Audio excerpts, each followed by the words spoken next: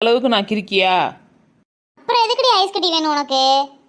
கீதா, உன் நாத்தனா குளிக்க சுடுதண்ணி போடாத. ஓ, அப்படி வரியா? புரிஞ்சிருச்சு புரிஞ்சிருச்சு, எனக்கும் புரிஞ்சிருச்சு.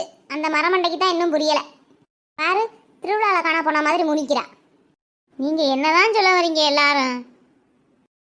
உனக்கு மூளையே இல்லடி, களிமண் தாண்டி இருக்கு. ஏய் கீதா, இந்த ஐஸ் கட்டியை பூரா உன் நாத்தனா குளிக்கிற தண்ணியில் போட்டு விட்டுரு. அவ தண்ணி வந்து கிடக்கட்டும்.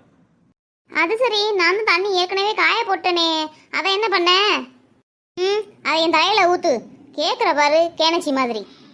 அடியே, அதை கொண்டு போய் உன் மாமியை கக்கூசுக்கு போகும்ல, அங்கே கொண்டு போய் வைடி. அக்கா, இதெல்லாம் ரொம்ப ஓவர்க்கா.